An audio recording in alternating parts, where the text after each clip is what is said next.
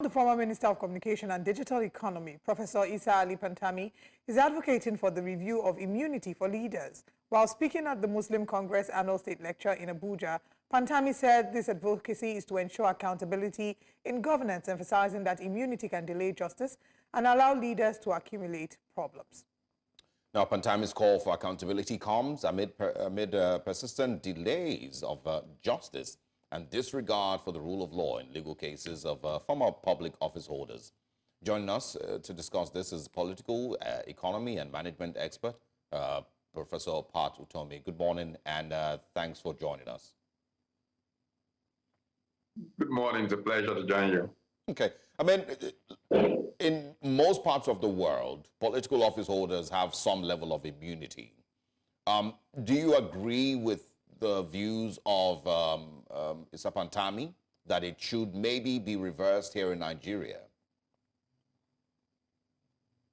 Well, every law has a reason. What is the purpose of the law? Does the law serve that purpose? All laws can be placed on a certain hierarchy, which is more important than the other. Now, the primary goal of democracy is representation, agency. So whoever serves you in public office is your agent. And so the first duty of democracy is to make sure that your agent accounts to you for doing the assignment that he represents you on. Whether it's corporate governance, as in business sector, or in the public sector, the primary goal of the agency function is accountability to those who deploy the agent. Now, when you deploy an agent into public office, it is possible that the nature of society, maybe a litigious society, may lead to people wasting the time of the agent by going to court at every turn. And so he may not have enough time to do, or she may not have enough time to do the work that they have been assigned. This is the very reason for the idea of immunity while in office. But we can see from the Nigerian experience that it has been so abused. And it trumps the higher order, value of accountability. In that case, I think that Mr. Pantami is right in calling for a review. But if we want to bear in mind the reason for the law in the first place, while recognizing the fact that it has made nonsense of the more important object of accountability, there are ways that we can deal with the matter. I have suggested previously that there is no question in my mind that the immunity clause has become an albatross on Nigeria's democracy. I can tell you for free something that was said in a state cabinet meeting. Of course, prudence will not allow me to say exactly which state. But one commissioner in a state once called me and said, please, can you help talk to this, our governor? I know that he talks about you. I said, what's the problem? He said the governor was presenting something that was scandalous to council. I mean, wholesale stealing, literally. And they jokingly just said, Governor, softly, this can be EFCC kind of problem in the future. And the governor simply dismissed them and said, look, my friend, all you have to do is have 500 million for EFCC and 500 million for the judges. And you can proceed to do what you want to do. When the time comes, all you have to do is EFCC will nicely bring you to the judge. The judge will give you a bail, and that is the end of the matter. Now, this is total abuse of the idea of accountability. So I suggested in a presentation a couple of years ago that what we should probably do is create a clearinghouse that will involve some elements of civil society, some elements of the judiciary, and some elements of the executive branch that will be charged like an ombudsman to review petitions against governors or people who have immunity, so that if the petitions are frivolous and will just waste their time, they could put a stay. But if there is merit in showing that accountability is being abused here, they should be able to take the person who currently enjoys immunity to court and prosecute them while they are in office. By the way, the United States of America it has very limited immunity. I'm not even sure that governors have immunity at all. There's a limited immunity around the presidency not to get in the way of his work. But the Nigerian one is wholesale and is been subject to incredible abuse. So the need to review it is definitely one that is more than due. So I agree with you, Sir Pantami. All right. I think another concern would be that even judging by what we have now, there really isn't any guarantee that even when they're out of office, they'll be made to be accountable for their time in office. You mentioned the United States. Even if we go to just South Africa here, we'll see that even Jacob Zuma was made to go to court. We don't really see precedents like that here in Nigeria. Governors, presidents spend their time in office. When they leave the seats, the next administration that comes into office complains about mismanagement of funds and how they met an empty treasury, and nothing really is done. Case in point would be the case of Yahaya Bello, who has a fraud charge against him, mismanagement of funds to the tune of 110 billion naira leveled against him by the EFCC. Until date, he's been declared a wanted person. One would ask why it's very difficult for the law enforcement agents to get him. So if we're judging by what we have now, where people cannot say they can guarantee that the government and people in these positions where they enjoy immunity are not even made to face the law when they leave, what's the guarantee that even if we modify it to reflect what Mr. Pantami is suggesting, that there would actually be accountability had? No, we have a big problem in Nigeria, and it is a general problem of the failure of the judicial system and failure of institutions of integrity in government, total and complete failure. There are many who tell you that the EFCC itself is the biggest problem, that the corruption. I mean, I was talking to a governor, sitting governor, just a few weeks ago, and he was talking about one of his predecessors. I said, he has the EFCC problem. So I said, which was it? He said, if you have the EFCC problem, you will never rest until EFCC take both what you took and what you didn't take. So EFCC is considered extremely corrupt by politicians. And so what do you do? And in a way, I feel a bit of personal embarrassment because I chaired the committee that was set up by President Obasanjo in 1999 to look at institutions of integrity in government. That committee, which had private sector people like Nasima President, Commissioner DIG of Police, Abang Wushishi, Convention on Business Integrity, Sojia Pampa, General Ishola Williams, all of those people, we worked so hard to devise these institutions that are now failing. It's not about what you do to set it up, it's about how civil society follows up to hold those institutions truly accountable. And this is a tragedy of Nigerian condition. This is where we are, unfortunately. Civil society, the people, must take back their country. Where we are today is that the political class, I mean many good people, very, very good people in office. Don't be of any doubt about that. But the bad ones are so bad that we need to rethink our institutions of public accountability. Desperately need to. Yeah.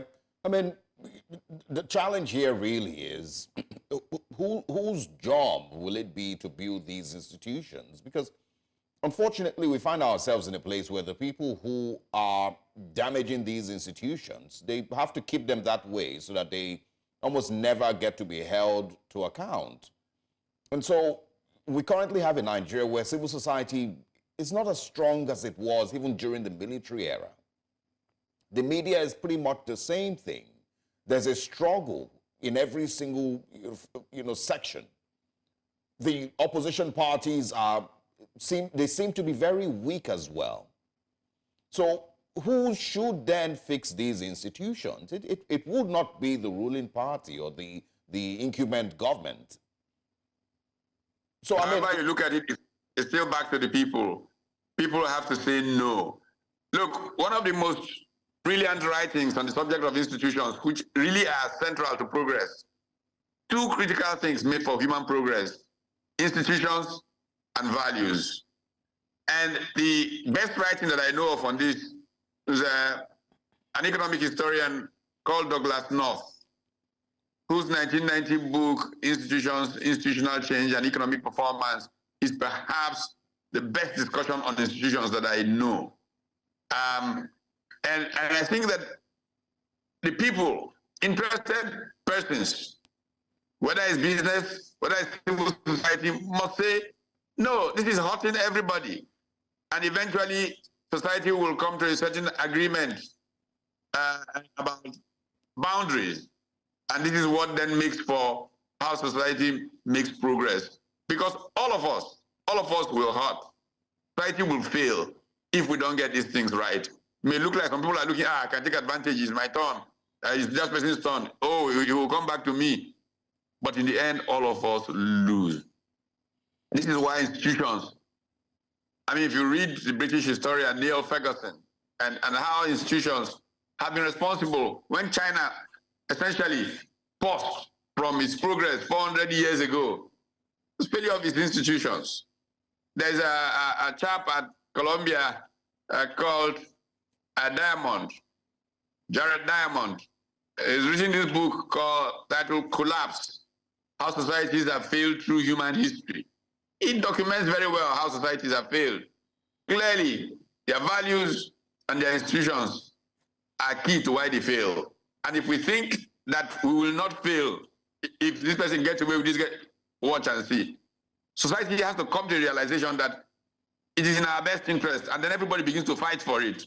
Civil society, which is essentially horizontal linkages between people. Look, Tojia Pampa's Convention on Business Integrity, many years ago, was going around talking to private sector leaders to come out and take a public stand. I will not give and I will not take. I will not give a bribe, I will not take a bribe. Private sector leaders failed to do so because they thought that if they couldn't give bribes, they couldn't get business. But you know what? Those who got the most business were those who didn't give. Because those people who take, say, look at these useless people, they won't give. Let's just give them what they want. Let them get out of the way. Let's deal with people who can deal with. And that lesson affected how the Nigerian private sector got together to create, back in the early 90s, what was now called the organized private sector, which finally agreed that foreign exchange value should be the same for everybody, not traders differently, manufacturers differently, because that's what ensures that you have a level playing field and that everybody can get a bite. Now, this process is essentially what Douglas North talks about when he says that institutions evolve, and they evolve from interested parties fighting originally to get advantage for themselves. But when my friend is minister and I get it, and you are sulking, and your friend becomes minister tomorrow, and you get it, and I'm sulking, then eventually everybody will come to, wait a minute, it's best not to depend on whose friend is minister. Let's have boundaries that everybody must follow. This is how institutions evolve. Institutions don't come from a decree that says now this is EFCC. No. Institutional economics actually defines institutions as settled habits of a community. How does a community settle on a particular habit? This really is what we should be pushing for. The people must take back their country. Look, when you say that in some places, citizens surround the home of a politician who is not doing the right thing and do all kinds of things, those are the kinds of social action that lead people to behaving right. Yeah. All right. We have seen in our country. Yes. Well, talking about citizens taking back their country. Some would interpret that as what is happening in Rivers State. Let's move the conversation over there and get your thoughts on what's going on. Local government, we're seeing certain local governments being set on fire, violence erupting in different parts. This morning we connected with our correspondent who's live in Faga local government, and we saw that citizens were on standby protecting the local government headquarters to ensure that arsonists do not come to attack. So what are your thoughts on the ongoing drama? That's the way to go. Rivers is a small window into the coming anarchy that is about to unfold in Nigeria. It was predicted. A book was written about it 25 years ago. A guy called Robert Kaplan, The Coming Anarchy. Those who are in charge in Abuja, who fail to act and allow what's happening in Lagos, in Port Harcourt or Rivers State to be happening, they should watch out because it will consume them. Right. This is how it has happened through history. And that is why people should act responsibly. You cannot do things like that in any society and think that there will be no consequence. Invariably it is, but the consequence may be 0-0, loss for everybody. We all go down the way of Somalia. The two leading parties in this conflict in Rivers State are the current governor, Governor Siminalayi Fubara, and the former governor, who is now the minister of the FCT, Minister Nyesom Wike.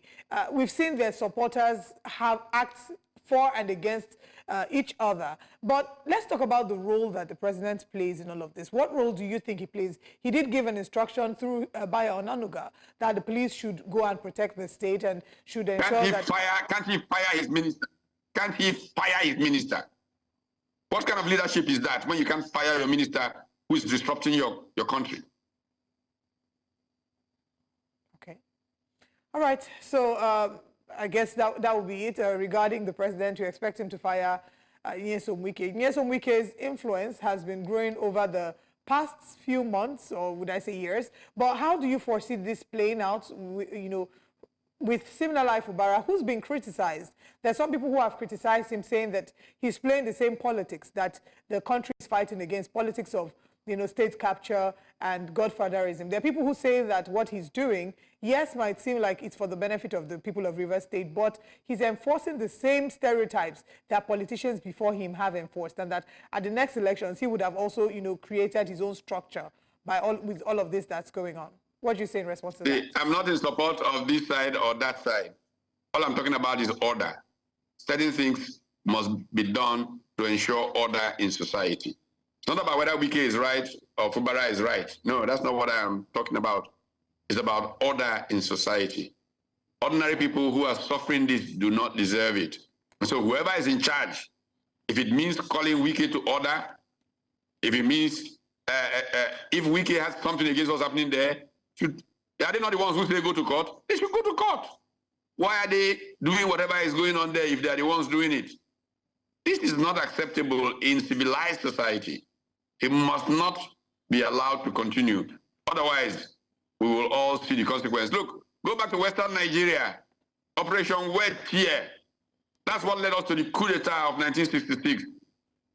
That's what led to the convergence of soldiers and oil, and to why Nigeria's economy, which grew in a short period from 56 to 1960, manufacturing 20% of GDP, export-led manufacturing of textiles in Kaduna in 1960. And we are where we are today, just because some people decided to take laws into their hands. All right, what would you say, the silence from the presidency signifies in all of this? And of course, silence with regard failure of leadership. Failure of leadership. There's no other way to think about it. Failure of leadership. Yeah, might it also mean that the presidency, as it stands, has its own interest in the River State? Whatever it is. Look, when Al Gore, as sitting vice president, contested for president of the United States, and there was this issue in Florida. I mean, he could have pressed on from the Supreme Court thing, he could have done this, but he said the future of America means more than the ambition of Al Gore. And you will see consistently how American politicians make that kind of decision. The country is bigger than me. These guys, today in Nigeria think that they are bigger than the country, it will consume everybody, including them. All right. Professor Utomi, thank you very much for joining us for the conversation this morning. We'll keep tabs on Rivers State, and of course, we'll look forward to having you again if we need to have conversations regarding the immunity and others. But thank you for your time with us this morning. Great pleasure.